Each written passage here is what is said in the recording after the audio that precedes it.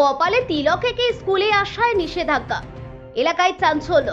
রঘুনাথগঞ্জ উচ্চতর বালিকা বিদ্যালয়ে কপালে তিলক, গলায় মালা পরে প্রবেশ করতে বারণ করার ঘটনায় এলাকা জুড়ে শোরগোল।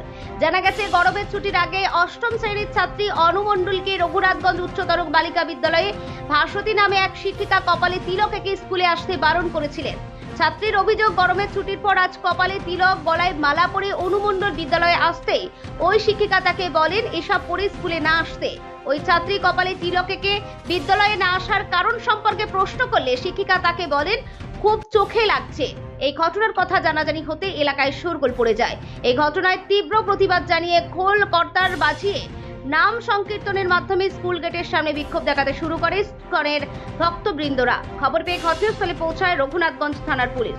মুর্শিদাবাদ থেকে বাবলু আনসারি রিপোর্ট, খবর বর্ধমান নিউজ।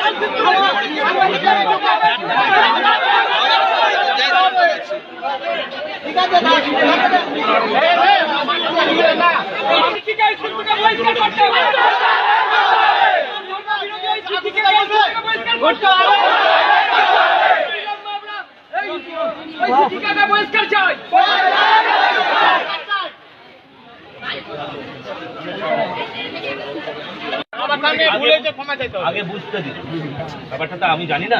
বুঝতে দিন, ঠিক আছে, একটু সাইড দিন।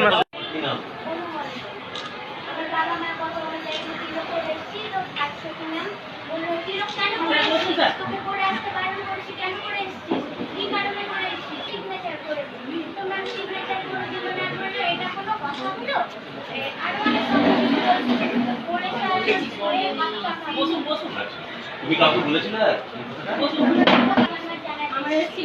ম্যাডাম? হ্যাঁ, উনি এসেছিলেন। উনি এসে বলেন যে আমার মেয়ে তিলক করে বুঝতে পারছেন না, কোনো ব্যাপার না, তবুও ম্যাডামটা বলছে তুমি পড়িয়ে আসিও, কিন্তু অত ডিপ করে চোখে পড়ে এরকম না হয়, যেন সব দিক ক্লিয়ার হয়। এইরকম একটা কথা বলছি। আমি তো একবারও বলিনি যে পড়ে আসা যাবে না বা কিছু, এরকম তো কিছু নেই। না ওরকম কোনো নিয়ম, এরকম কিছু ব্যাপার নেই। আপনাকে কথা বলবেন, ঠিক আছে? আমি বলি আপনাকে, এটা ভুল বুঝাবুঝি হয়তো হচ্ছে। হ্যাঁ, বাচ্চা হয়তো কি হয়তো বেশি রিয়াক্ট করে ফেলেছে। শিক্ষিকারা কখনোই এমন বলবেন না। কারোর কোনো, আমাদের দেশ হচ্ছে ধর্মনিরপেক্ষ রাষ্ট্র, এই নিয়ে কোনো বাড়াবাড়ি আমিও বলবো, আপনারাও লাভ নেই। এটা আপনি শুনে নিলেন, হ্যাঁ, এটা নিয়ে কোনো সমস্যা হবে না। আমি নিজে পারবো, ঠিক আছে, ঠিক আছে। জানলাম যে একজন দিদিমণি নাকি ওকে পড়ে আসতে বারণ করেছে। অর্থ একটু পিছিয়ে পড়ে আসছে, তিলক করে ও তিলক করে এসেছিল। অনু মণ্ডল বলে একজন ছাত্রী, সে তিলক করে এসেছে। এবার একজন দিদিমণি বারণ করেছে যে তুমি তিলক করে আসবি। এবার আমি এত কথা জানিও না, এই নিয়ে এত ব্যাপার জানিও না। আমাকে হঠাৎ আমাকে ফোন করছে, ম্যাডাম যদি গন্ডগোল হয়েছে নাকি আপনার স্কুলে। আমি বললাম আমার স্কুলে কিছু গন্ডগোল হয়নি, তাহলে তো আমি জানতে পারতাম। তো তারপরে এসে দেখছি যে মানে হঠাৎ করে ওইখানে মানে চেঁচামেচি হচ্ছে এবং কিছু লোক এলেন ভেতরে। ওরা বলছে ম্যাডাম ভাস্বতী পণ্ডিত বলে একজন ম্যাডাম, উনি আমার মেয়েকে তিলক করে আসতে বারণ করেছে। আপনার স্কুলের মানে নিয়মটা কি? আমি বললাম এরকম কোনো নিয়ম নাই যে কেউ নিজের ধর্ম পালন করতে পারবে না, এরকম কোনো নিয়ম নেই। আর এরকম কেউ বারণ করেছে বলে আমার মনেও হয়। তো ওনারা সেগুলো শুনে, এর আগেও কি ওর বাড়ির লোকজন আপনার সাথে দেখা করেছে? বাড়ি ওর মা এসেছিল, এসে বললো যে দিদি এরকম আমার মেয়ে তিলক করে এলে আপনার স্কুলের কোনো অসুবিধা আছে কিনা।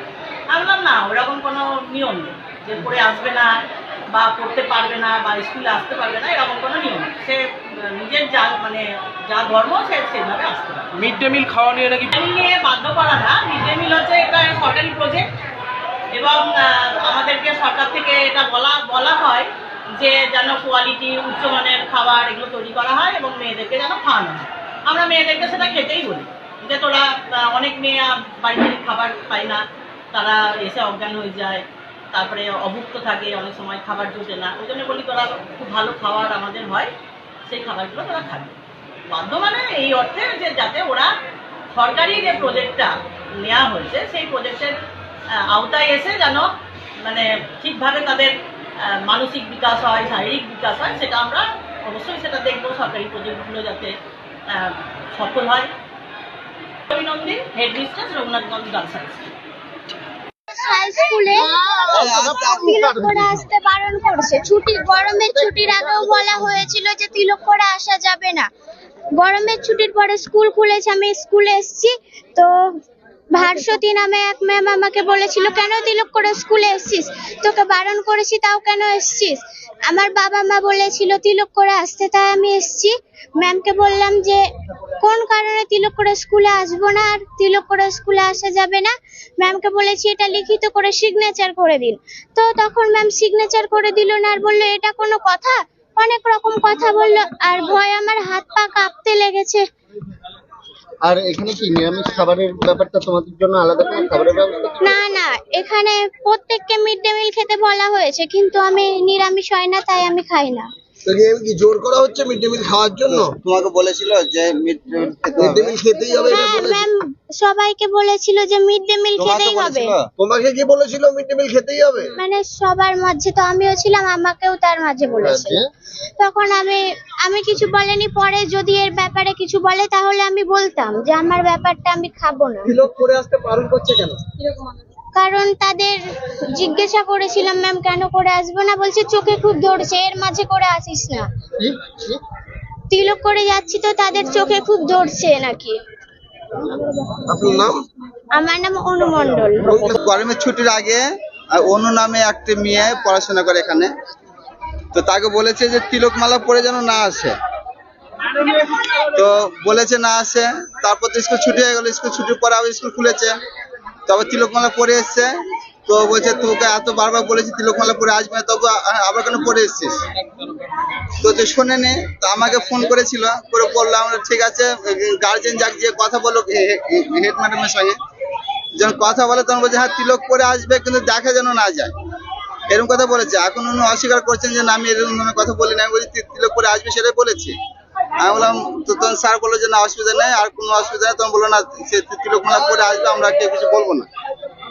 এই লাস্ট এই অবধি স্যার নিজের দায়িত্ব নিলেন। ম্যাডাম কি বললেন? ম্যাডাম বললেন না এরকম আর হবে না, এবং কে বলেছে আমি জানি না, আমি যদি জানতাম আমি না করতাম, কিন্তু এরকম আর হবে না। আপনার নাম? আমার নাম হচ্ছে গোবিন্দ দাস।